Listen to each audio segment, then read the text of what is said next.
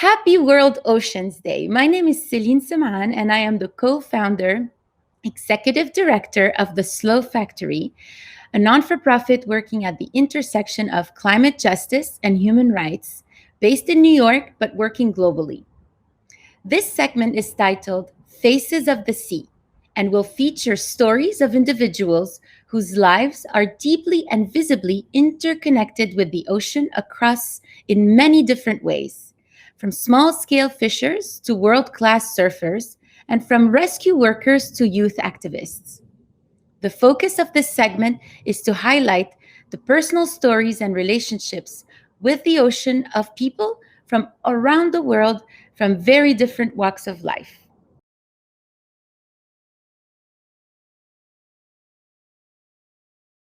Our first speaker is Dr. Iski Britton.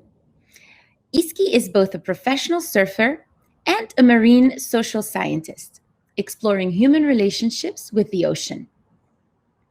She will share a story about the many ways we can find healing through the ocean, sharing a female perspective in particular. So hello from the west coast of Ireland and happy World Ocean Day. I'm Dr. Iski Britton, a surfer, writer, and marine social scientist. I've pioneered women's big wave surfing in Ireland and Europe and introduced the sport of surfing with women in Iran. I'm author of 50 Things to Do by the Sea and Saltwater in the Blood, and a marine social scientist. I currently work as a blue health researcher with the Inclusi Project, which fosters and promotes greater inclusion and accessibility for people with physical disabilities in surfing in Europe. And I'm an ambassador for WSL, the World Surfing League's We Are One Ocean campaign, part of a global call to protect 30% of our global oceans by 2030. So my ocean connection began with my name. I was named by the sea. My parents named me after a surf break on the west coast of Ireland, where an important salmon river flows into the sea. And Iski has its origins in Gaelic for fish. And salmon is known as Bradon Fasa, the salmon of wisdom or salmon of knowledge. So there was once a time when we understood and appreciated the wisdom of other species. And my name is a reminder that my identity and who I am is tied to the identity and health of the salmon, the river, and the sea.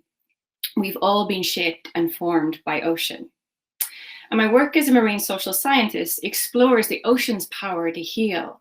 There is strong evidence now to support that access and experiences of healthy coastal spaces can help restore our physical health and mental well-being. So ocean health is intricately linked to human health. And at this time when there's great need for healing and restoration, there are no quick fixes and many different ways to heal, but I do believe there's incredible healing potential in our connection to water. But just as we're realizing this potential of the water and oceans to heal and restore us, ocean health is rapidly declining. How can there be wild swimming when there are no more wild places left? How can surf and ocean therapy heal in polluted bathing waters? We can't be well in a sick sea.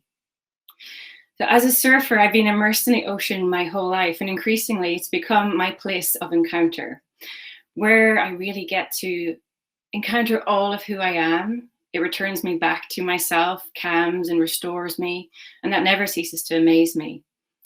And this is a really powerful thing, especially for women.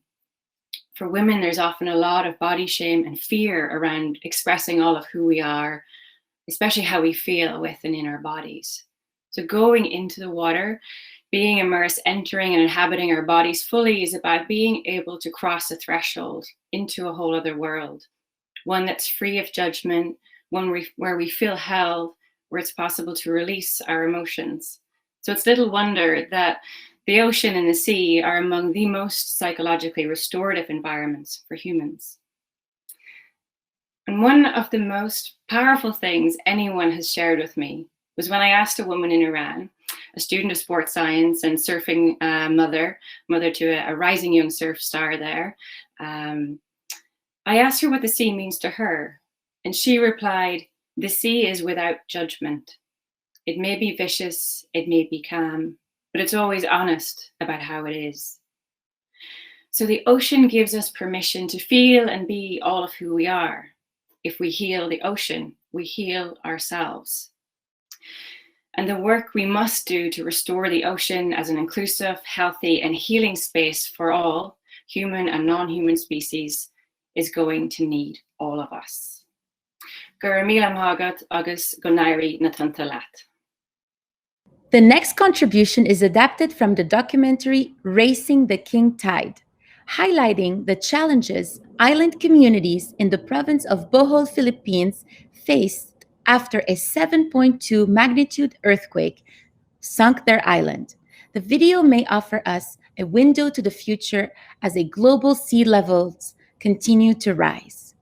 Here we will follow 3 stories of island residents as they share their perspectives.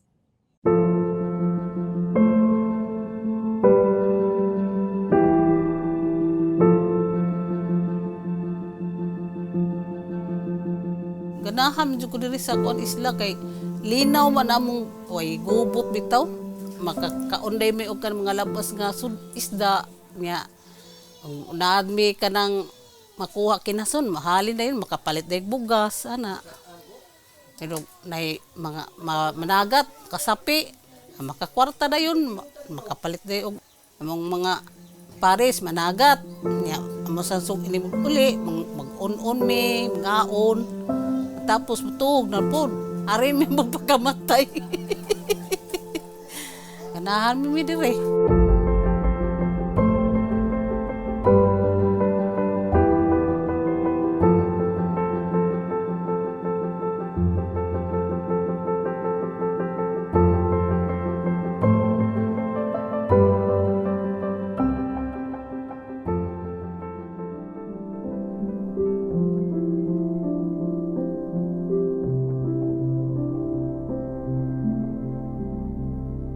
Daghan kayo mga problema nga among ma-encounter bitaw kada taob jud. Kung magtudlo man gud mi unya taob, ang attention sa mga bata wala nagyud na anagid sa dagat. Ang mga bata physically kanang present but mentally absent kay they are looking at you, magtan-aw sila nimo pero ang ilang mga tiil magana magkasaw-kasaw nya aside niya na sad kaning hugaw. Kira unta kung isda bitaw ang muso dinhi sa kanang classroom but ang nakapait manggod kung ang musod, manure na, hugaw na sa tao.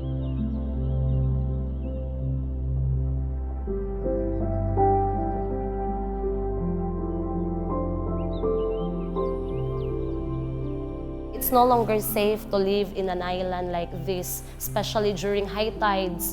Then, mas worst pa jud kung high tides plus kanang typhoon, mao ginay pinakapeligro. Gi-envision ako nga unta na ay lain galing organization nga mutabang gali namo mo suporta nga bisa na lang og ma-elevate ning amo ang classroom kay para panahon sa taob dili na kaayo may mapektuhan.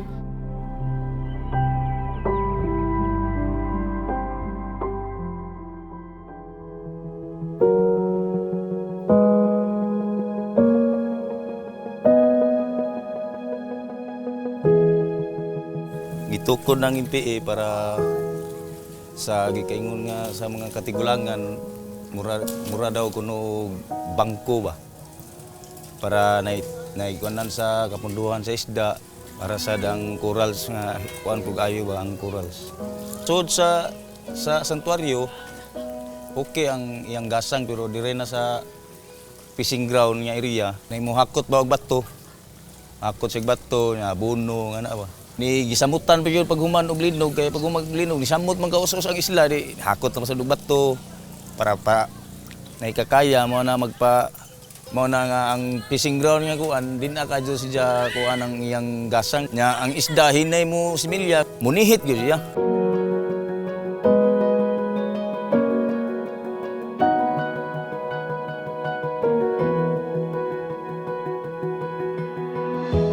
Katong uban nga murag na paikakaya din alang siguro kanang makuha pagbato mugtukod sila balay nga na gyud ba way bato nga gihakot maor magyapon ng baya mapuy-an magyapon na.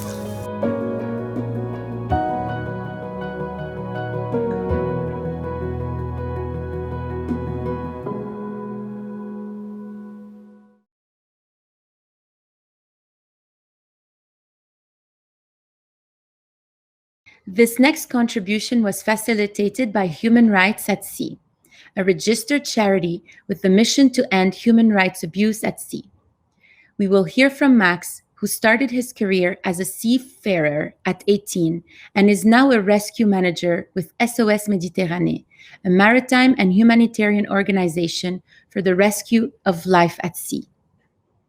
Max will share stories from some of the people they have aided, who are often fleeing enforced migration. Hello, my name is Max, and I'm here to talk to you a bit about my experiences as a search and rescue operator in the central Mediterranean, and also looking a bit wider than that at how this microcosm might have implications elsewhere. So a bit about me. I started in search and rescue when I was 18 with the Royal National Lifeboat Institution, which is a voluntary service covering the search and rescue needs of most of the UK.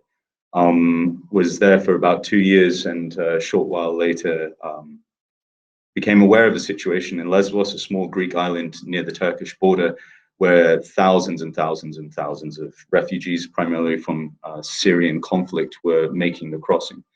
And I went there, started as a crew, and became shortly after the leader of that boat, and also of the operational components of that organization, as far as actually being able to deploy a rescue boat at sea in that area.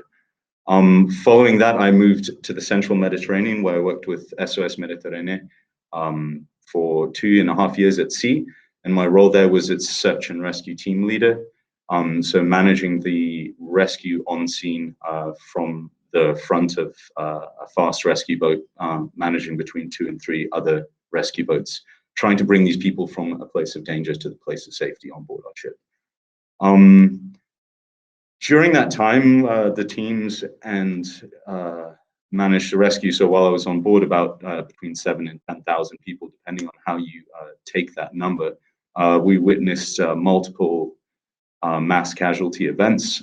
We saw, a lot of very challenging situations, which in many ways, having grown up near the sea and spent a lot of my life in it, it changed a lot of the way I viewed it, from a place that is safe and enjoyable to quite a horrible environment at times. I guess the point I want to talk about a little bit here is, this duty to render assistance, which is legally mandated, and why maintaining a really clear and pure perspective of what that means is essential to preserving human life at sea. And I can talk about it in my context, but actually the reason the law came about in the very first place was because anytime you mix duty to render assistance with any other priority, your ability to achieve that primary goal of ensuring humans survive shipwreck is compromised. And that's the reason the law actually came into place in the beginning. Let me talk a bit about a shipwreck so you understand how this can conflict with other objectives. I mean, I've been alongside sinking boats with hundreds of people in them, waiting to be able to give them assistance for green light for authorities over that area. So a permission to intervene. These are people knee deep in water, 120 people, all walks of life, young guys, old women, grandparents, children, knee deep in water. I always talk about the same stories because it happens so frequently, but basically fuel is lighter than water. The fuel tips, spills, mixes with the water inside the boat. You get this really corrosive mix, which gets everyone hallucinating, and also peels your skin off. So it's really, really painful as well. And you're there, trying to enact your duty to render assistance, being blocked. And I would say, from a moral point of view, it's a super challenging experience, because you're, really witnessing hell open up in some ways. And, your training and your experiences up until that point have really defined what the correct course of action is in that context. And then, it's a paradigm shift to be able to work through that experience and have these conversations, because you're this close to these people who are burning and who are, hallucinating, completely delirious with oxygen intoxication, not oxygen, fuel. I mean, it's a very traumatic experience. And I guess for me, that's just one example. I've had to beg for humans' lives while my team holding their hand, to get them out of the water from armed people, and I'm saying literally to them, you've saved, or you have 100 people in your possession. Can we just take this one person out of the water? Another way where we were unable to render this vital assistance was being asked to leave areas where active searches were underway to find boats in distress, boats that were trying to cross. And I guess, why is this important? My point is, the second you prioritize border control, or any other priority, can be financial or otherwise, over the sanctity of human life, your ability to execute and enact the need to render this assistance is often severely compromised. And the outcome of that is death. And I unfortunately have seen a lot of that as well.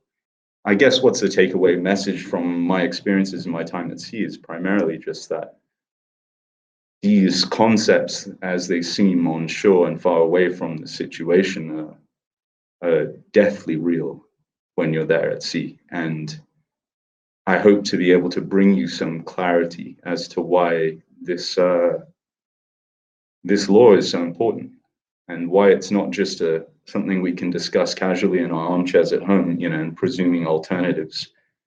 There are people burning with their skin peeling off, drowning in water out there, and thousands of them, right? It's been over 10,000 people over the past few years, if my maths are right, as far as people passing away on these crossings. And with the current global context and trends, it seems likely that this will continue elsewhere, and on a global scale. And not always because border controls the conflicting co-priority. It's essential that we take this seriously. It's essential that we do not mix it with other priorities, and that human life is regarded as more important than anything else.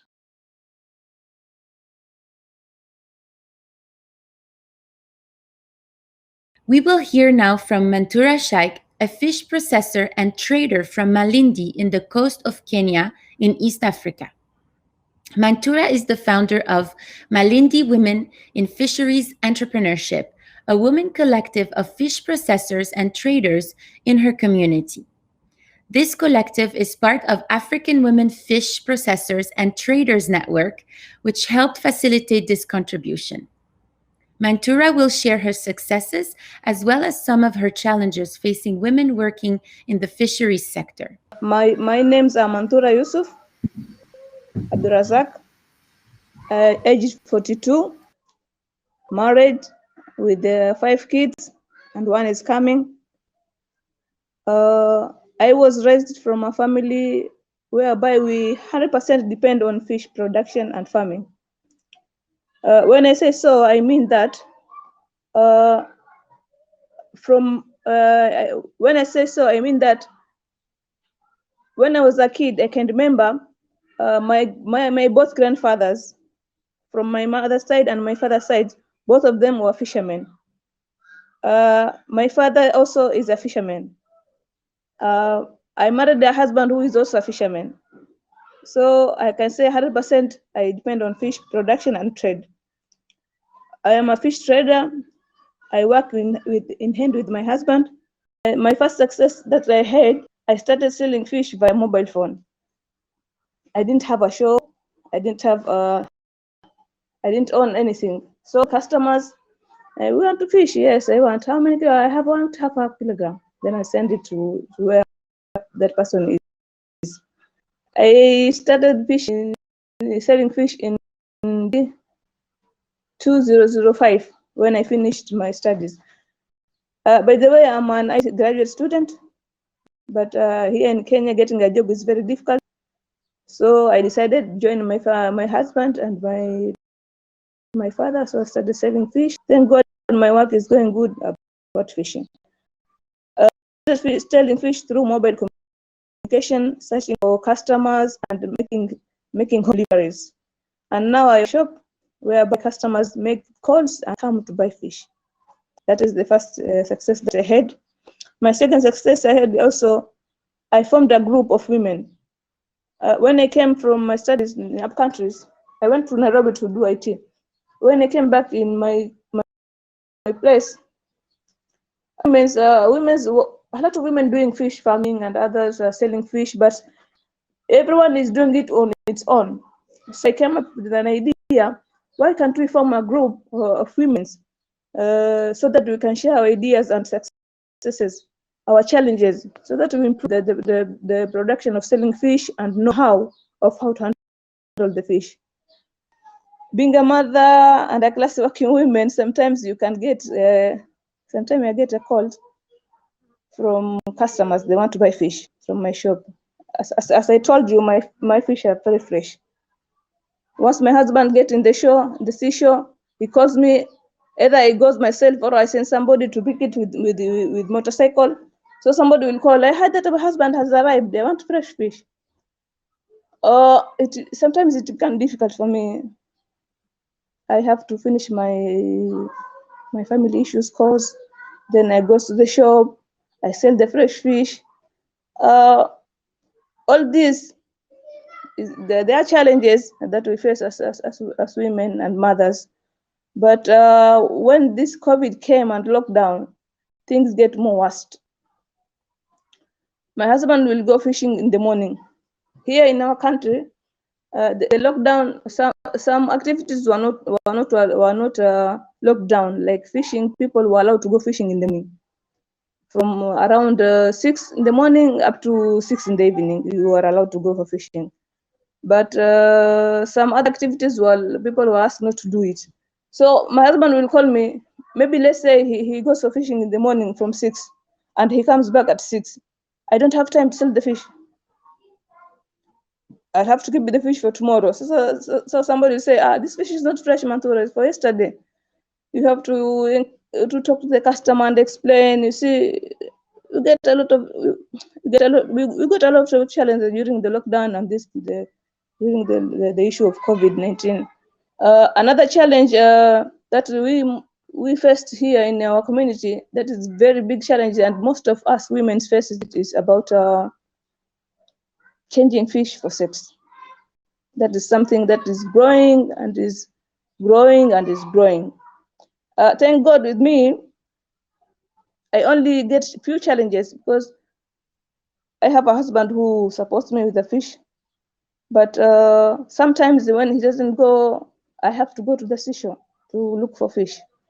So somebody will tell you, I'll give you a fish, but will you mind to give you free fish? Once you get that such words or such conversation, just get to know that somebody is up for sex. Oh, I thank God with me. Most of the men, when they ask me for such things, I don't accept. Thank you everyone who have supported me and who have brought me in this group. Thank you very much, and stay blessed. The next contribution is adapted from the documentary Lessons from Jeju. This story celebrates motherhood and the resilience of the freediving and fishing women in South Korea.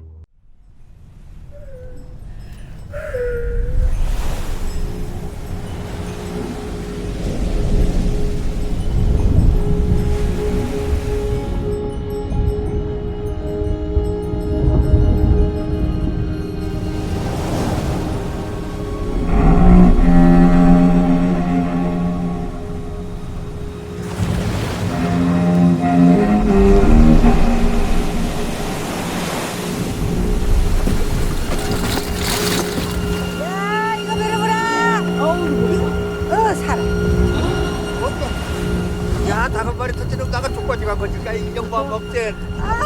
이놈거든 야 턴게 턴 파크라 파라게 돌아가고 가니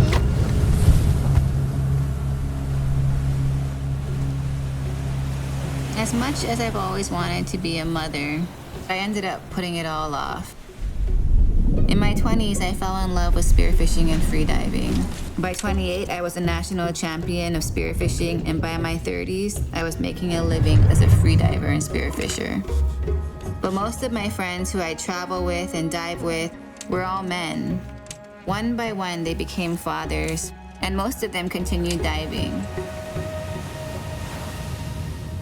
I was afraid that I would be trading in my relationship to the ocean once I became a mom, whether it was in my career or making a living off of being underwater, really.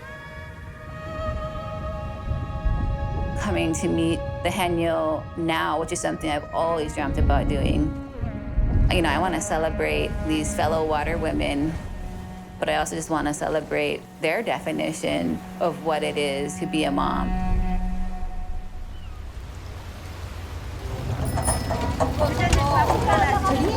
These women, they are known to have gone diving throughout their whole 9 months of pregnancy, going into labor right in the water, having babies on the boat, and continued diving throughout being a mom. They kind of became these symbols of strength and resilience and providers.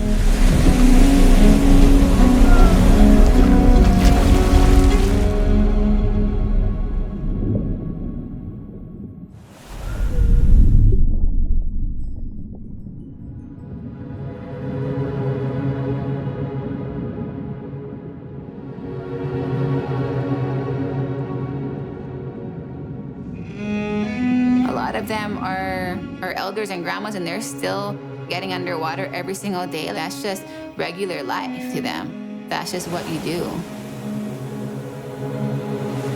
You keep diving, you be a mom, you support your fellow sisters. Just that alone, that's a lot to look up to.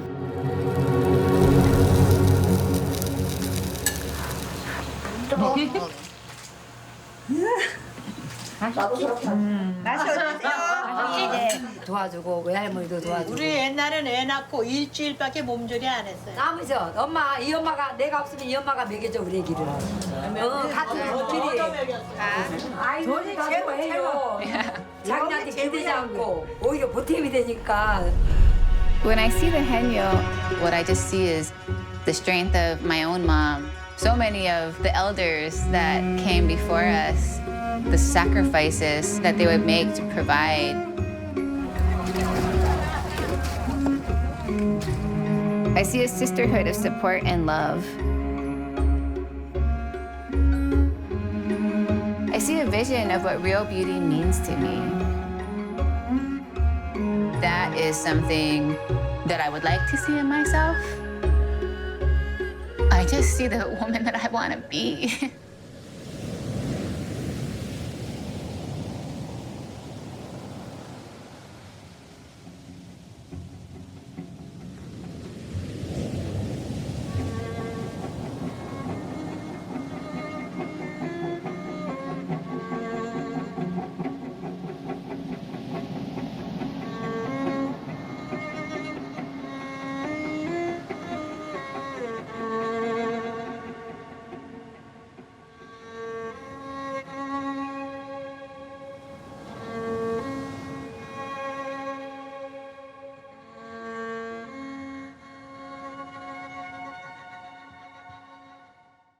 We will now hear a musical interlude from the Longest Johns, a British folk musical group from Bristol, England. Take it away, boys.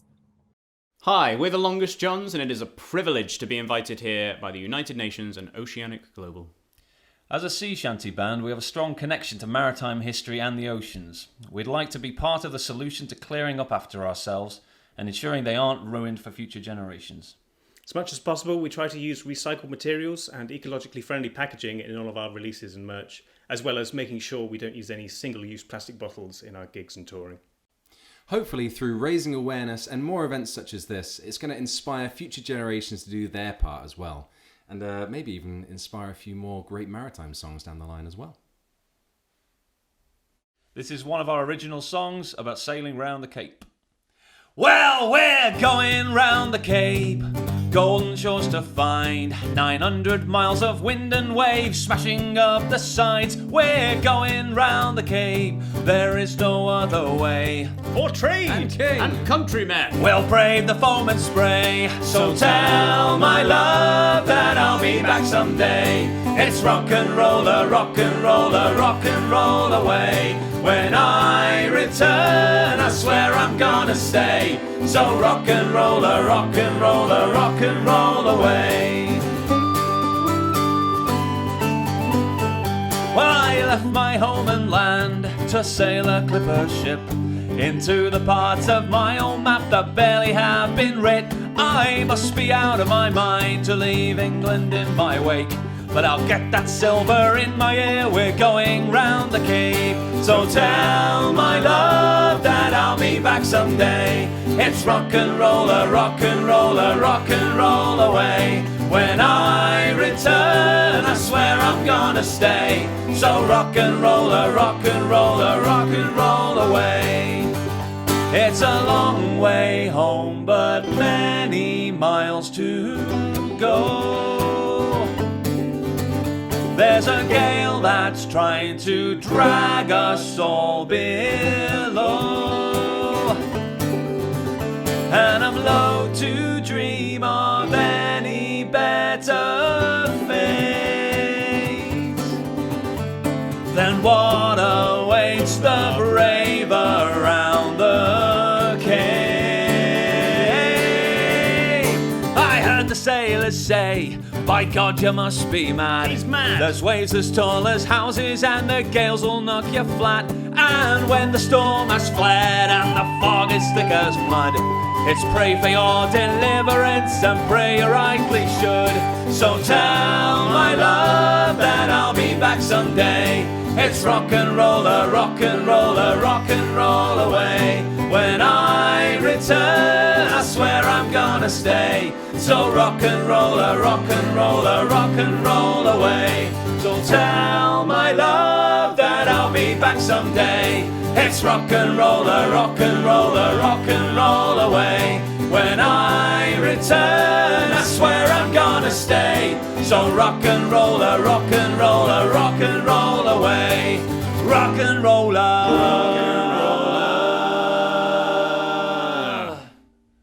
rock and roll away. This next contribution is adapted from the documentary Dive Tierra Bomba. This story follows the passion of a young diver determined to rally and defend her community on a small island off the coast of Colombia.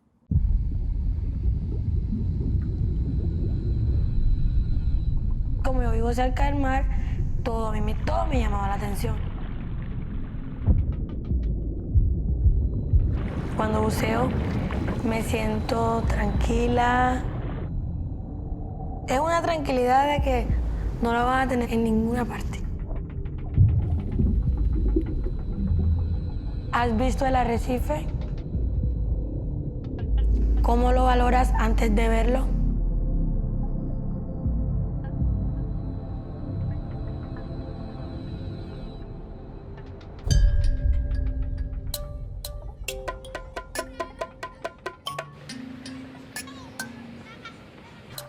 La supervivencia del pueblo depende de la supervivencia del arrecife.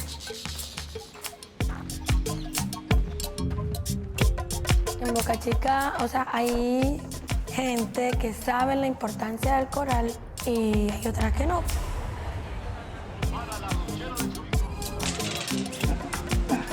Soy la única mujer que he podido ver el arrecife. La mayoría nunca han tenido la oportunidad de conocerlo. Los buques que pasan cada día son una amenaza real. Envenenan el océano y dañan el arrecife.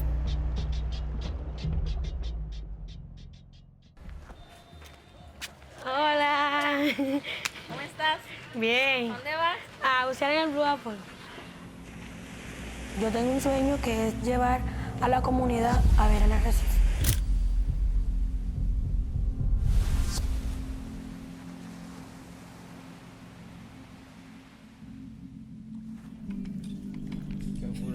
Pues este es el chaleco donde vamos a mantener la estabilidad. Tenemos el oxígeno.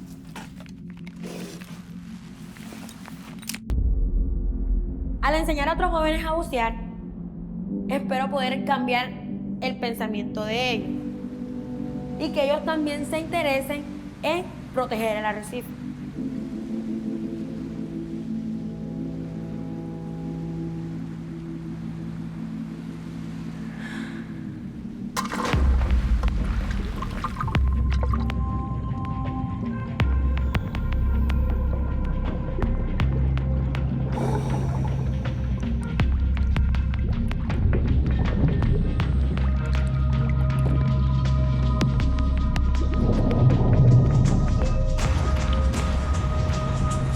¿Cómo voy a hacer para que la gente se concientice?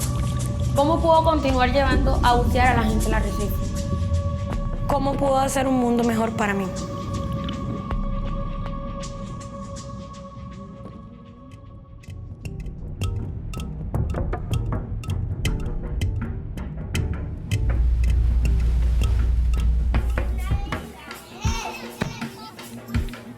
Esos barcos, toda esa compañía tienen todo bloqueado. Bioquímico. Esto, nosotros mismos nos van a botar esas empresas de aquí. Tiene que ir a mar abierto a buscar de comer a los hijos. ¿Sabes por qué ya por aquí no podemos pescar? Porque estamos quedando sin arrecife y el arrecife es la casa de los peces. Claro. Si no hay arrecice, no hay peces. Y si no hay peces, tenemos que aventurar. Muerto y me duele de cogerlo. Porque eso le hace falta a nuestro futuro.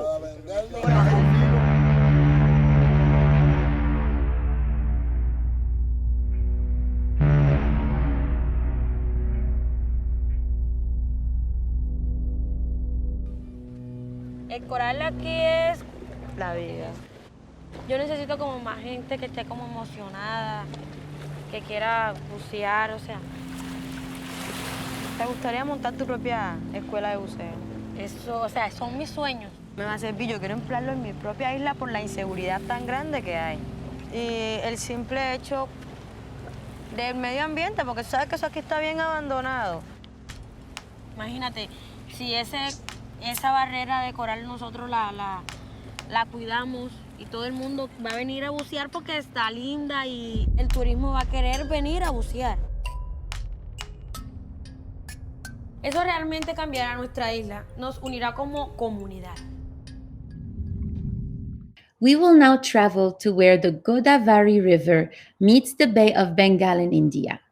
We will hear from Deepika Tadi, who alongside her husband has stepped up to take action against the rising tide of plastic pollution in their community through proper waste management by joining the team at the Green Worms facility in the region. Green Worms empowers dignified and safe job opportunities in waste collection and management throughout the south of India. This piece was recorded from the field in India during severe lockdowns. నమస్తే, నా పేరు దీపిక, నా వయసు 40 సంవత్సరాలు. నేను Antarvedi zero waste ప్రాజెక్టులో పనిచేయుచున్నాను. నాకు 2 పిల్లలు, నా భర్త కూడా ఇందులో పనిచేయుచున్నారు. మా అంతర్వేది గ్రామం సముద్ర తీర గ్రామం. ఒకప్పుడు మా గ్రామ పరిసరాలు చాలా అందంగా ఆహ్లాదకరంగా ఉండేవి. సముద్రము, గోదావరి నది కలిసే ప్రాంతాన్ని అన్నా చెల్లెలు గట్టు అని పిలుస్తాము. ఇది మా గ్రామాన్ని ఆనుకుని ఉంది. ఇక్కడ మత్స్యకారులు ఎక్కువగా నివసిస్తుంటారు. ఇక్కడ గోదావరి నది మాకు జీవనది. ఇక్కడ వేట మత్స్యకారులకు జీవనాధారం. దక్షిణ భారతదేశంలో ప్రసిద్ధి చెందిన శ్రీ లక్ష్మీ నరసింహస్వామి ఆలయం ఇక్కడ ఉంది. దేశం నలుమూలల నుండి యాత్రికులు ఇక్కడికి వస్తూ ఉంటారు. ఫిషింగ్ హార్బర్ కూడా ఉంది. మత్స్యకారులు చాలా దూర ప్రాంతం నుండి వేటకి ఇక్కడికి వస్తూ ఉంటారు. ప్రస్తుతం అయితే మా ప్రాంతం ప్లాస్టిక్తో నిండిపోయింది. సముద్రము, గోదావరి ప్లాస్టిక్తో కలుషితం అయిపోతుంది. ప్లాస్టిక్ వ్యర్థాల వల్ల మత్స్య సంపద నశించిపోతుంది. సముద్రము, గోదావరి ప్లాస్టిక్ వ్యర్థాల వల్ల వాటి అందాలు కోల్పోయాయి. మా గ్రామానికి అంతర్వేది జీరో వేస్ట్ ప్రాజెక్ట్ రావడం విని ఎంతో సంతోషించాను. గ్రీన్ వామ్స్, ప్లాస్టిక్ ఓషియన్స్, ఎస్విఎమ్స్ మా గ్రామ పంచాయతీ వారు కలిపి అంతర్వేది జీరో వేస్ట్ ప్రాజెక్టును ప్రారంభించారు. నేను నా భర్త కలిసి ప్లాస్టిక్ వ్యర్థాలను సేకరించే పని చేస్తున్నాం. మా గ్రామం పరిశుభ్రంగా అందంగా ఉండటం వల్ల మాకెంతో సంతోషంగా ఉంది. నేను ఇలా చేయటం వల్ల మా గ్రామ ప్రజలు నన్ను చాలా గౌరవిస్తున్నారు. నేను ఇలా చేయటానికి మా గ్రామస్తులు, అధికారులు మాకెంతో సహకరిస్తున్నారు. ఇలా చేయటం వల్ల గ్రామస్తుల్లో చాలా చైతన్యం వచ్చింది. మేము ఇలా చేయటం వల్ల ప్లాస్టిక్ని ఎవరు బహిరంగ ప్రదేశాల్లో పడవేయట్లేదు, ప్లాస్టిక్ని అంటించట్లేదు, బహిరంగ ప్రదేశాలలో ప్లాస్టిక్ వ్యర్థాలను కాల్చటలేదు. ఇలా చేయటం వల్ల నీటి కాలుష్యం, గాలి కాలుష్యం లేకుండా మంచి వాతావరణం నెలకొంది. ఇప్పుడు మా చుట్టుపక్కల ఉన్న గ్రామస్తులు మా గ్రామం వైపు చూస్తున్నారు.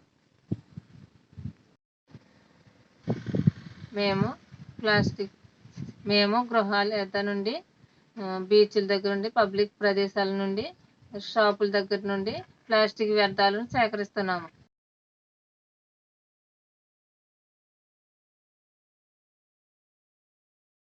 In this next segment, we will be sharing stories from the fishing community in Bantar Bela in the Puntland state of Somalia.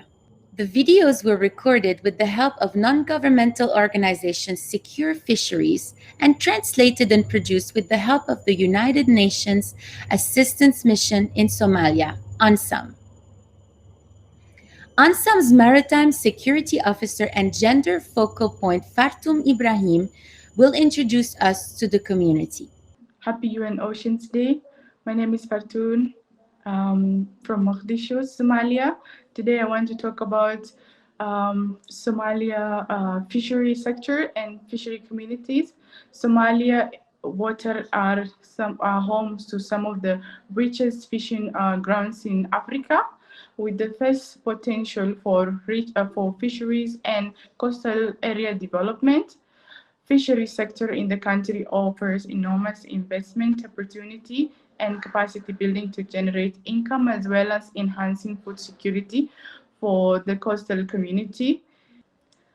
Banderbele community have been depending on ocean resources, especially the fishing sector.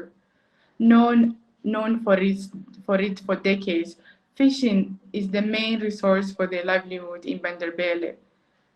Under the auspices of supporting the community for sharing stories, inspiring stories about their livelihood. For this day, UN World Oceans Day, Secure Fisheries helped filming this message for all of us. بسم الله الرحمن الرحيم.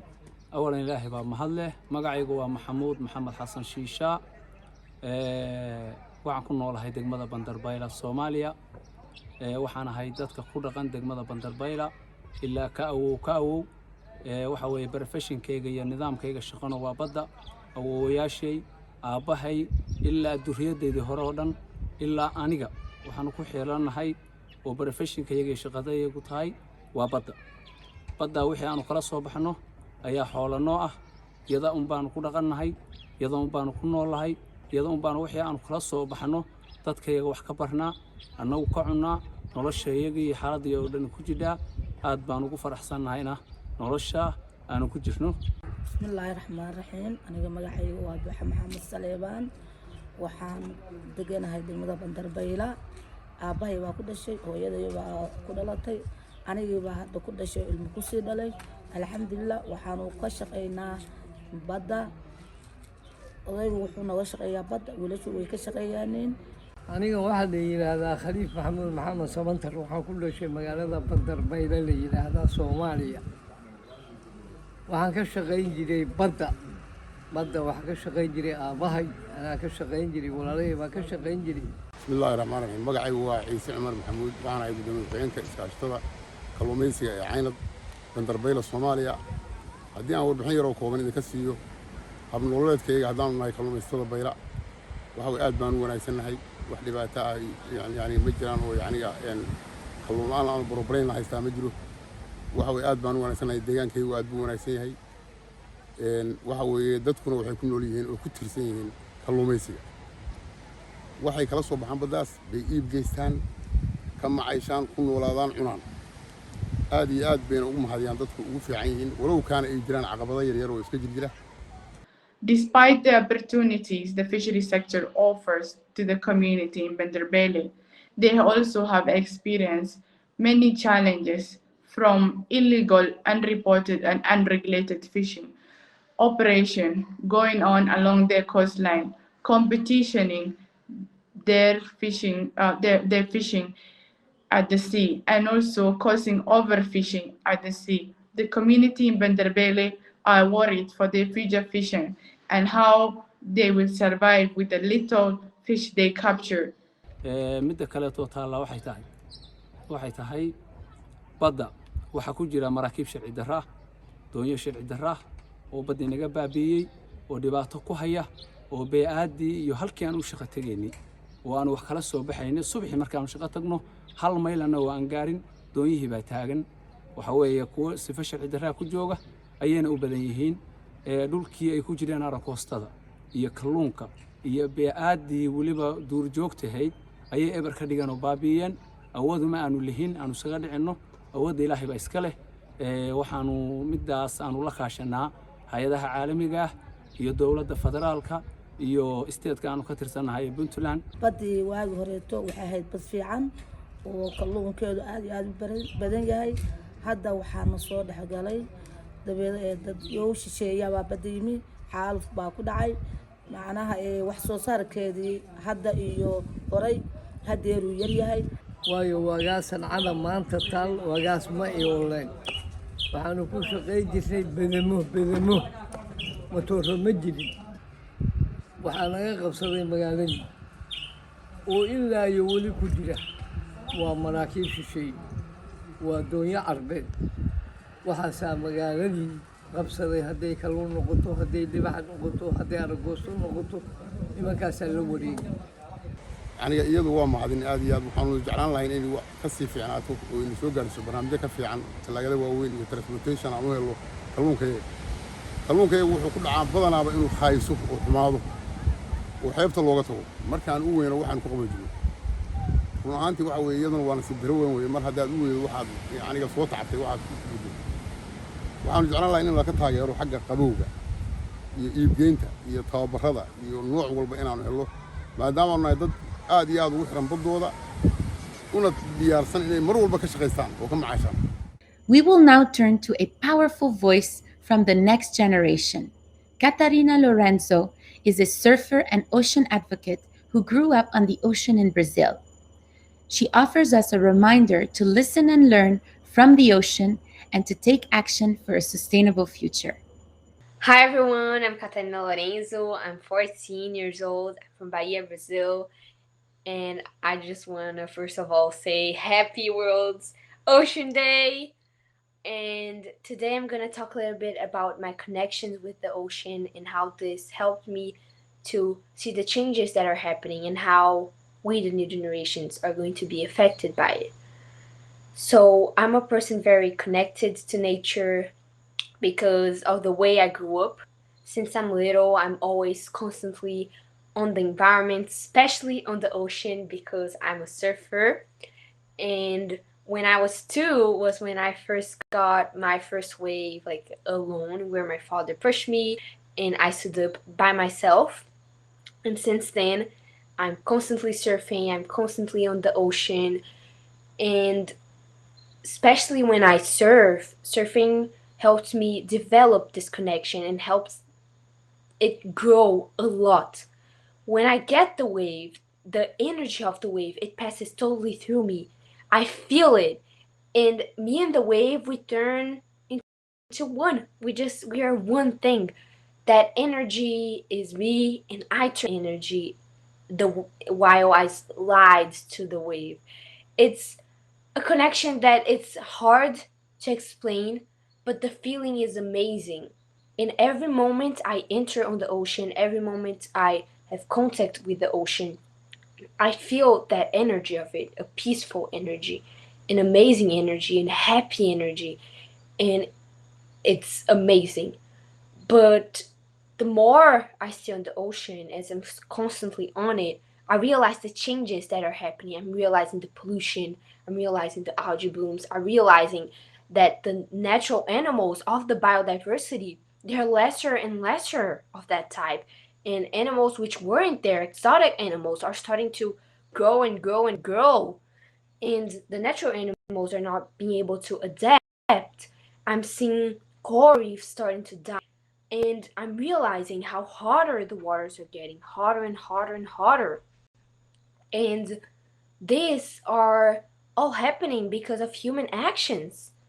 And I'm very worried because they say that the consequences, for example, of climate change, which cause algae blooms, which cause sea level rising, which, for example, the hot temperatures of water to increase, they say it will get much worse in the future. And my generations are the ones who are going to be there in the future. My generation are the ones who are going to pay the consequences of the present actions in the future.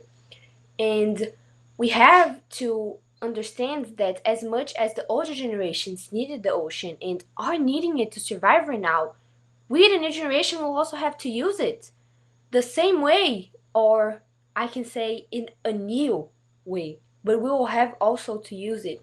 We will also need it to live because we are totally dependent of the environment. We are totally dependent of the ocean, and we will also need it. But the way that I see the new generation using the ocean will be with keeping balance with it. We will use it with balance. The ocean and humanity will be able to live in balance. And the actions of the new generation that will start now in the present will bring this balance, will bring this peace to the ocean that we need. Because because as much like as we bring peace to the ocean, we bring peace for ourselves. As much as we bring happiness, and as much as we positively affect the ocean and the environment, we positively affect ourselves. And that's why I want to call everyone to start to take action right now, because it's the actions of the present that will affect us in the future. And it's my generation who are going to be there to see this change happening. This next and final contribution to this segment is a short film created by Relais et Chateau specifically for this event, Sentinels of the Sea.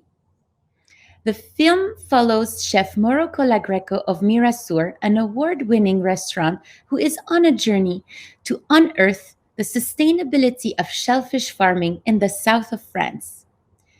We will learn about the role chefs and producers play in shaping the future of coastal communities. On est en première ligne. C'est un engagement de vie. On doit s'engager. Je suis Mauro Colagreco, je suis chef du restaurant Mirasur à Menton, dans le sud de la France. On travaille avec des gens des petits pêcheurs, qui font ça depuis de génération en génération.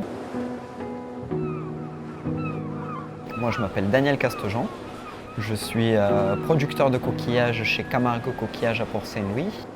Et je suis issu d'une famille déjà de pêcheurs et de producteurs de coquillages depuis plusieurs générations. Au niveau de la production, on a deux produits. On a d'un côté la moule et de l'autre côté l'huître.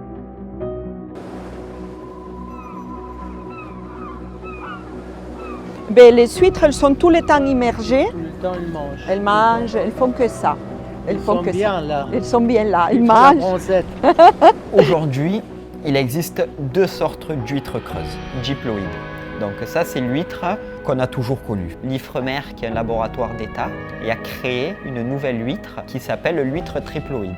On est venu rajouter une paire de chromosomes pour la rendre stérile.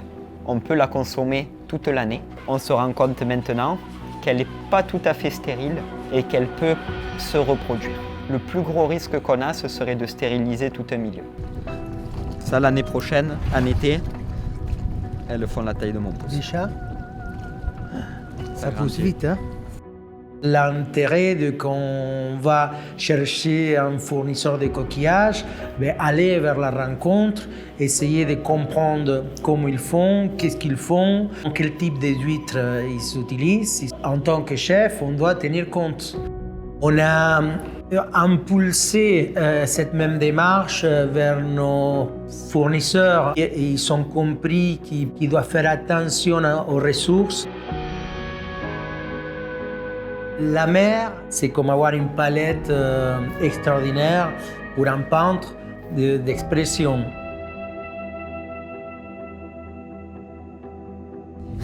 Mais peut-être qu'on peut les manger, non? On peut les manger.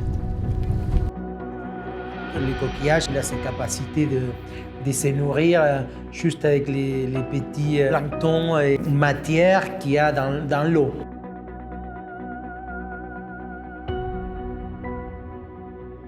Il n'aurait pas de vie sans mer, sans les océans. On parle souvent que le problème, c'est dans la nourriture. Et je dis souvent, c'est la solution, il est dans la nourriture. Les mentalités sont en train de changer. On est propre et on travaille main dans la main avec tous les acteurs de la filière. Et on va se battre pour que tout le monde ait un amour vers la mer. On a encore le temps de repenser notre monde.